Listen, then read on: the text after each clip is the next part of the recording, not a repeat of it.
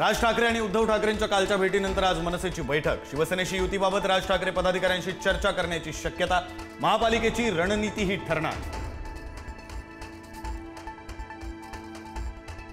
ठाकरे वगळून काँग्रेस इतरांना सोबत घेऊन लढणार। बंधूंच्या युतीच्या चर्चांमुळे महाविकास आघाडीत पेच। ठाकरेंना वगळून काँग्रेसला मुंबईत कमी जागा मिळण्याचा अंदाज। मनोज जरांगेंना दिलेल्या जीआरवर अंमलबजावणी करण्यास सुरुवात। हैदराबाद गॅझेटनुसार कुणबी प्रमाणपत्र देण्यास समितींना आजपासून प्रशिक्षण देणार। त्रिसदस्यीय समिती महत्त्वाचा रोल बजावणार।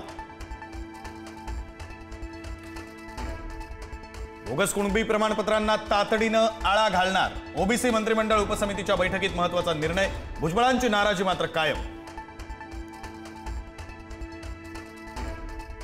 बारामतीत ओबीसी एल्गार मोर्चा काढल्याप्रकरणी ओबीसी नेते लक्ष्मण हाके यांच्यासह 14 जणांवर गुन्हे दाखल।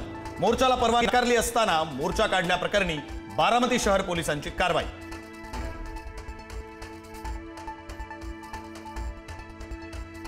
राज्यातील काही महत्त्वाच्या प्रकल्पांसंदर्भात आज देवेंद्र फडणवीस यांच्या सह्याद्री अतिथीगृह इथं बैठका। दुपारी 12 वाजल्यापासून बैठकांना सुरुवात होणार।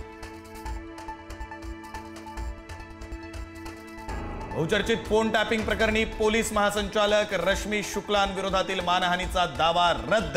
काँग्रेस नेते नाना पटोलेंनी दाखल केलेला मानहानीचा दावा न्यायालयाने ठरवला अवैध।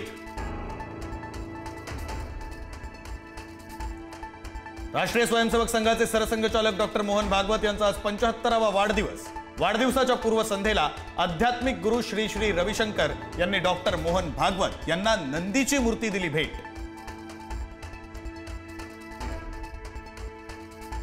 संघाच्या 100 वर्षांच्या प्रवासातील मोहन भागवत यांचा कार्यकाळ सर्वात परिवर्तनकारी कालखंड। सरसंघचालक मोहन भागवत यांच्या 75व्या वाढदिवसानिमित्त शुभेच्छा देताना पंतप्रधान नरेंद्र मोदी यांच्याकडून गौरवोद्गार।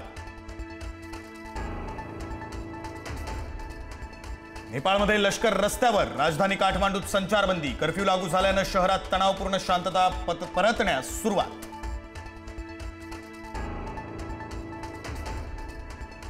नेपाळच्या पंतप्रधान पदासाठी सुशीला कार्की यांच्या नावाला जेन झीची पसंती। कार्की या नेपाळ सर्वोच्च न्यायालयाच्या पहिल्या महिला न्यायाधीश। काशी हिंदू विद्यापीठाच्या माजी विद्यार्थिनी असल्याने भारत नेपाळ संबंधांना नवी दिशा मिळण्याची शक्यता।